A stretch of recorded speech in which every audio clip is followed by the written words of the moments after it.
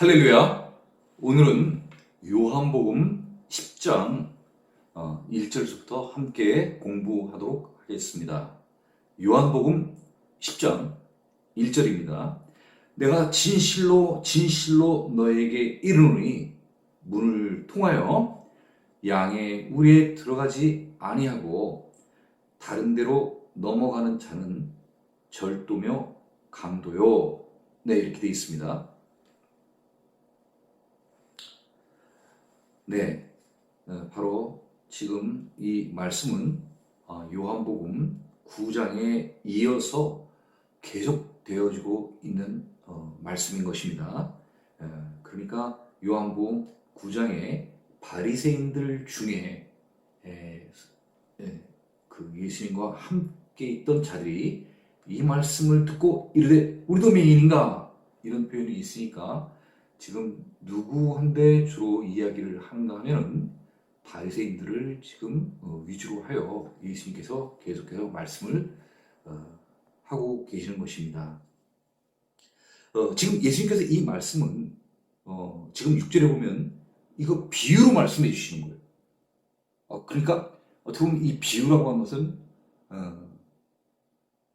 어떤 것을 예수님께서 설명을 해 주시는데 이해하기가 좀 쉽지가 않으니까 생활 가운데에서 어떤 예를 들어서 설명을 해주면 그것을 좀 더 쉽게 이해할 수 있기 때문에 이런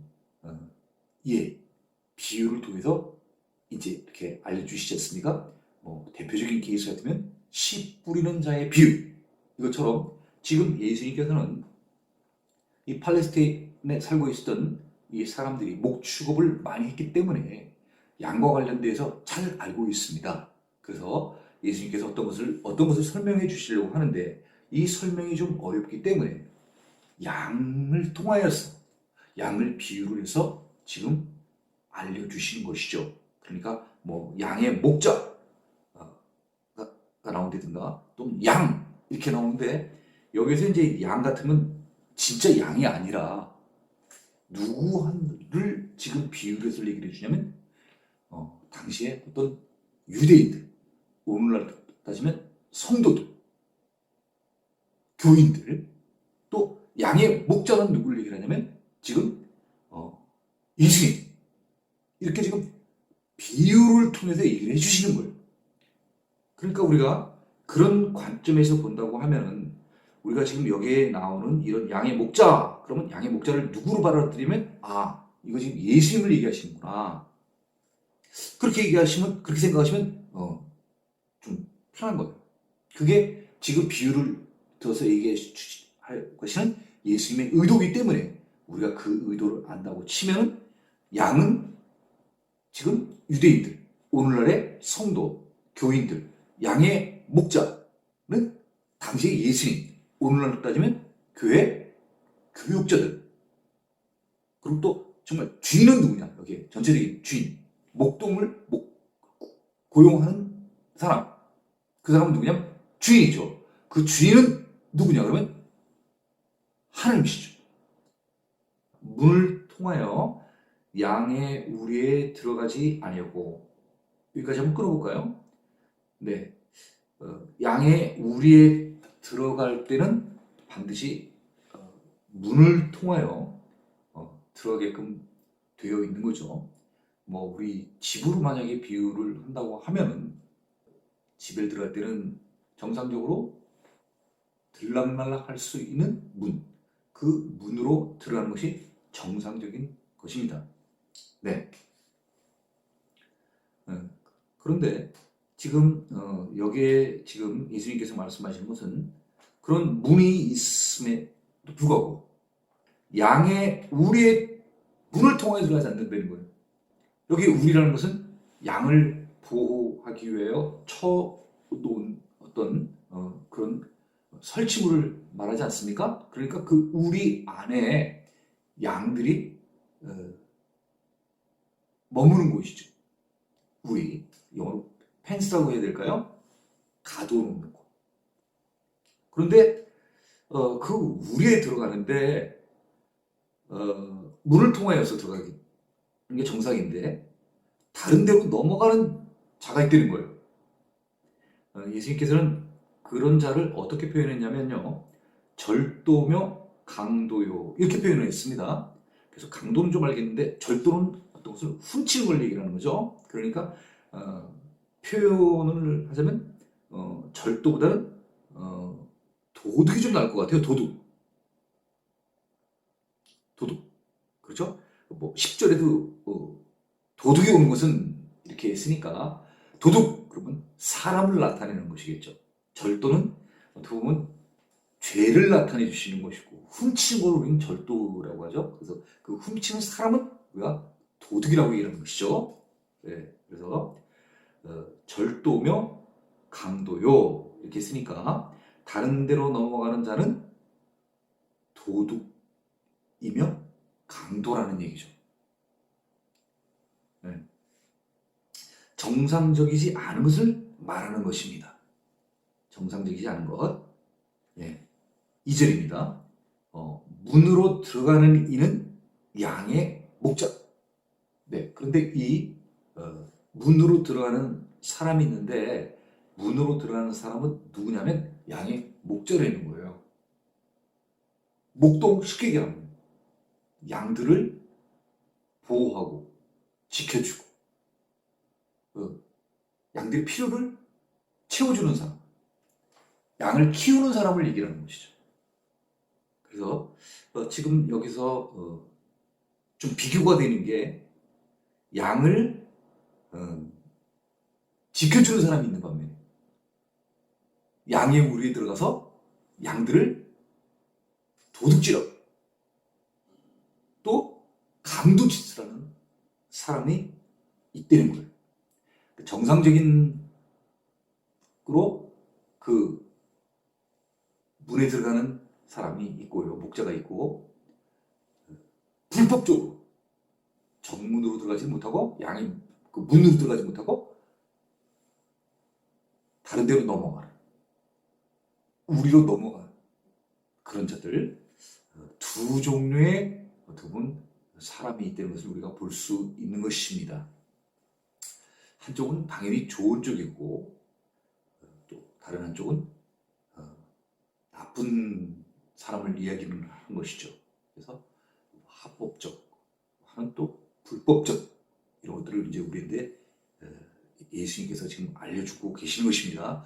당시에는 지금 제자들과 바리새인들에게 지금 알려주는 것입니다. 3절입니다. 문지기는 그를 위하여 문을 열고 양은 그의 음성을 듣나니 그가 자기 양의 이름을 각각 불러 인도하여 내느니라 이렇게 되어 있습니다. 또 문지기가 나옵니다. 문지기의 역할은 뭐냐면 그를 위하여 문을 열어준다는 거예요. 그를 위하여. 그는 누굽니까? 바로 목자. 목자를 위해서 문을 열어주는 역할을 해주는 사람이 있다는 거예요. 오늘날 때 따지면 경비 아저씨? 그렇죠? 학교 옛날 수의 분들 이런 분들 이렇게 문 열어주시는 분들. 그렇죠? 그래서 그분은 그냥 꼭 문만 지키는 거야. 양을 지키는 사람들이 아니라 그 문을 잘 지키는 거죠. 그런데 이 문지기는 목자를 위해서 문을 열어준다는 거야. 그럼 목자는 예수님이라고 우리가 생각을 한다고 치면 문지기는 누굴까? 그를 위하여 문을 이렇게 먼저 열어주는 자. 아마 이 문지기는 세례 요한을 의미하지 않을까 하는 이런 생각을 하게 됩니다. 왜냐하면 세례 요한이 이 땅에 온 것은 예수님의 앞길을 열어주시기 위해서 오신 거 아니에요? 그렇죠? 내가 먼저 가서 예수님이 올 것을 미리 알고 미리 공포해 주는 거예요. 지금 이 문지기도 목자가 이렇게 오면 가서 문을 먼저 열어주잖아요. 그죠? 그런 역할을 하니까 세례 요한으로 보시면 아마 될 것 같습니다. 자, 문지기는 그를 위하여 문을 열고 양은 그의 음성을 듣나니 목자가 우리 안으로 들어왔습니다. 들어왔을 때 양들은요 목자의 음성을 듣는다는 거예요. 그 말은 뭐예요? 목자가 말을 한다는 거예요. 아, 그렇잖아요. 지금 양은 그의 음성을 듣나니 이렇게 쓰니까 목자가 이 양의 우리 안에 들어오게 되면은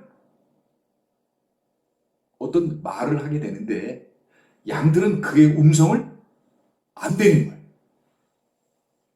그가 자기 양의 이름을 각각 불러 인도하여 내느니. 아, 이 목자가요, 각 양마다 이름을 다 이렇게 붙여놨나 봐. 저는 개를 좋아해서 개를 비유한다고 하면은 개한테 다 저희가 이름을 이렇게 붙여주잖아요. 그러니까 이 양을 키우는 이 목자는 그 양들 한 마리 한 마리에 그 이름을 다 이렇게 붙여주나 봐요. 그래서 목자가 양의 이름을 부를 때 양들은 목자의 그 자기 부르는 소리를 듣고 아, 목자다 하는 것을 안 되는 거예요. 어떻게 알아? 양같이 아는 거죠. 그죠? 세상에서 야, 뭐같이 안다 그러는데 여기선 양같이 아는 거야. 양들은 안 되잖아. 그래서 각각 불러 인도하여 내느니라. 그래서 여기서 보면 양들을 이끄는 자가 누구냐면 목자가 이끈다는 거야. 그죠? 그래서 시편 23편에 보면 목자는 다 아는 거예요. 그 타이밍, 나갈 타이밍, 풀 뜯어 먹어야 될 타이밍. 허기지면 어떻게 해? 풀 뜯어 먹어야지. 그쵸? 그리고 또 목마른 때가 있잖아. 그럼 시편의 표현처럼 쉴만한 물가로 인도해 주시는 거예요. 맛있는 물을 먹을 수 있는 곳으로 목자가 인도해 주는 거예요. 네. 그러니까 양들을 인도하는 자가 누구예요? 바로 목자.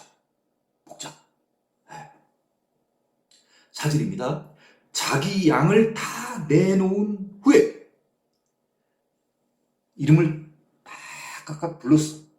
그래서 나가라고 얘기를 했어. 나가라 했어. 다 나왔어. 이제 한마디도 안 남았어. 다 나왔어. 그럼 이제 목자가 또 이제 어떻게 하냐면 앞서간다는 거예요. 맨 앞에 뭐 지팡이 같은 것들을 이렇게 짚고 혹은 뭐 그죠? 어떤 그 양들을 항상 노리는 동물들이 있잖아. 그렇지.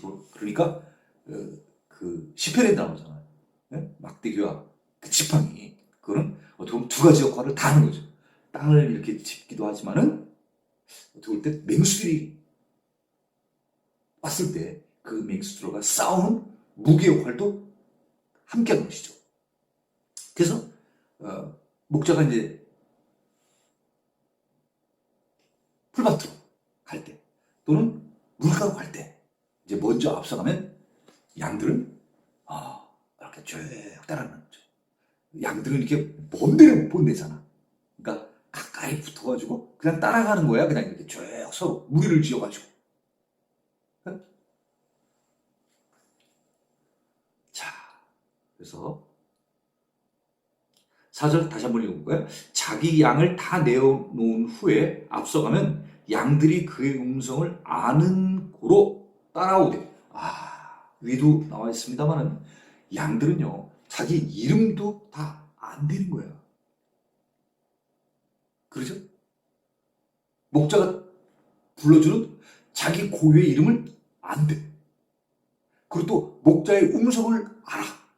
그래서 음성이 들리는 방향 쪽으로 따라가는 거야. 목자가 지시하는 그 소리를 향해서 나아갈 수 있다 얘기죠. 따라갈 수 있다는 얘기죠. 5절 타인의 음성은 알지 못하는 고로 타인을 따르지 아니하고 도리어 도망하느니라. 네, 여기서 타인은 도대체 갑자기 누굴 얘기를 하냐면 이 타인은 바로 앞서 나와 있는 1절에 나와 있는 절도며 강도, 이 자들을 말하는 것입니다. 다시 말하면 도둑과 강도를 얘기하는 거예요. 이 도둑과 강도의 음성은 알지 못하는 것, 다시 말하면 뭐예요? 알지 못하기 때문에 이런 도둑이나 강도들이 와가지고 부르면은 못 알아듣는 거예요. 무엇을 말하는지. 네. 그러니까 이 얘기는 목자와 양들 사이의 어떤 밀접한 관계, 지속적인 관계가 계속해서 유지되었다는 것을 알 수 있는 거예요. 갑자기 어떤 자가 문을 통하지도 않고 강 같은 데 넘어가지고 들어와가지고 이 양들을 부른다거나 뭐 나가 이렇게 했을 경우에 이 양들은 이 사람의 음성을 이해를 못하기 때문에 움직이지 않는다는 얘기죠. 나와! 그랬을 때 안 따라가. 왜? 무슨 말 하는지 모르니까. 그리고 도리어 따라가는 게 아니라 도망간다는 거야. 그러니까 양들도 아는 거야. 아, 이 사람이 나한테 좋은 일을 해주는 사람인지, 나쁜 일을 해주는 사람인지, 이걸 아는 거야. 이 양들이 목자의 말을 따르는 건 왜 따르는 거야? 자기를 보호해 주잖아. 자기를 보호해 주잖아. 자기가 목마를 때, 이 목자는 이 양들을 물가로 데리고 가. 배고플 때는 꿀을 먹여. 풀가로 인도해줘. 그러니까 이 양들한테는 이 목자가 어떻게 보면 생명의 끈인 거예요. 목자하고 같이 있으면 살고, 목자하고 떨어져 있으면 나쁜 들짐승에 의해서 언제 습격을 당해서 목숨을 잃을지 모르는 그런 사태를 겪게 된다는 것을 이 양들은 알고 있는 거예요. 또 이 양들을 노리는 짐승들이 얼마나 많아. 그런 가운데에서도 양들을 지켜주는 사람이 있잖아. 위험을 무릅쓰고. 누구예요? 목자. 특히 누구예요? 대표적인 케이스. 다. 사자의 이빨과 곰의 발톱으로부터 양들을 보호하기 위해서 돌팔매를 던지고 싸우는 사람이 바로 누구예요? 다윗. 6절입니다.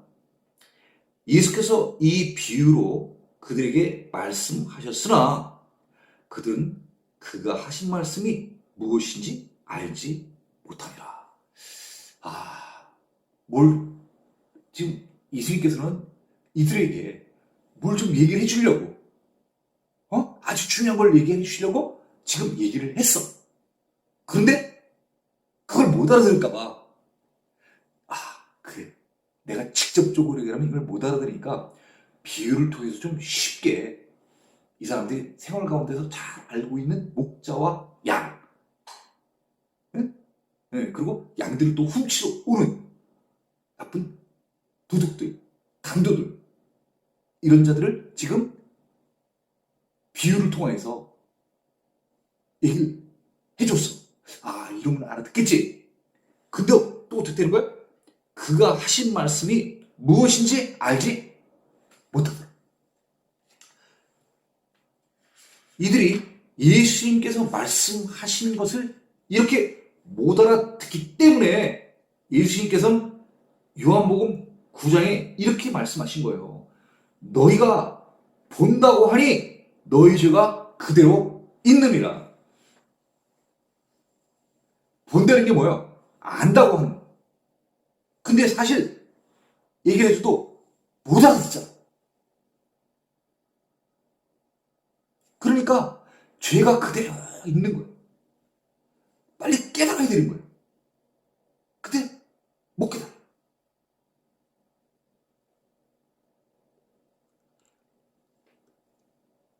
이 비유는 어떤 말씀이겠어요? 주인이신 하나님이 당시 유대인들을 위하여 목자를 보내주셨어요. 누구예요? 예수님을. 그리고 그들 가운데 보내주신 거예요. 그들을 인도하라. 양들은 푸른 초장, 쉴 만한 물가로 인도해. 얼마나 좋아. 예수님은 물가나 푸른 풀밭으로 인도하시는 게 아니라 그보다 더 좋은 것, 영원히 살 수 있는 하나님의 나라로 인도하시기 위하여 이 땅에 오신 것이. 그런데 그 하나님의 뜻과 반대되는 일을 하고 있는 자들이 있다는 거예요. 누구예요? 바로 여기에 나와 있는 절도며 강도라는 거지.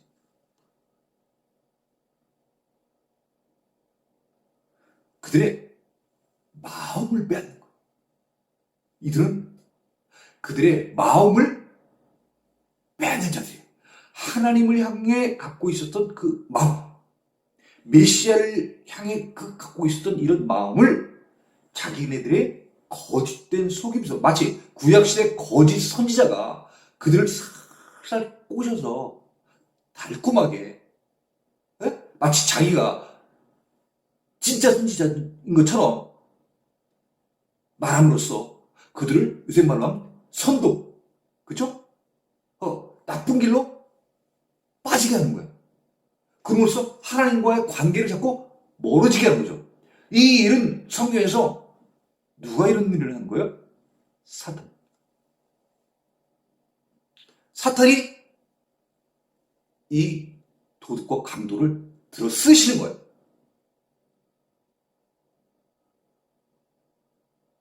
그래서 그런 하나님의 뜻, 다시 말하면 하나님께서 우리들에게 원하시는 그 뜻이 있잖아. 예수님을 통해서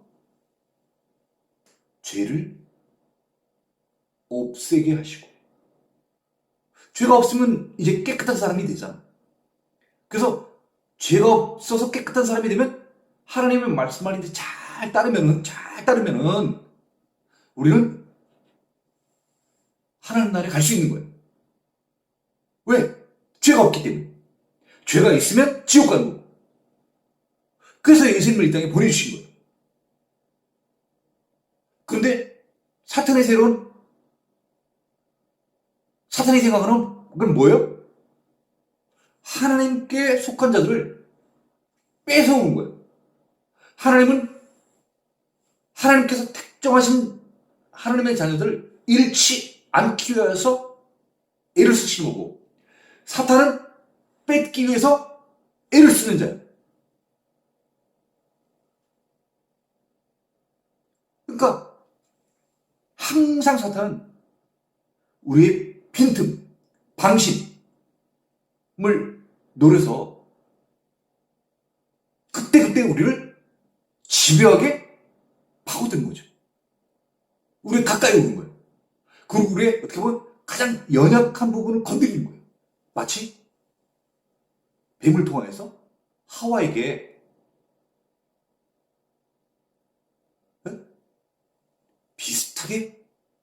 비슷한 것 같지만 하나님이 얘기한 거하고는 다르게 얘기를 하잖아. 그러니까 그 얘기를 자꾸 듣다 보니까 어떻게 돼? 그게 진짜 같은 거야. 그래서 넘어가는 거야. 정말 이렇게 하잖아. 그러니까 솔깃한 거지.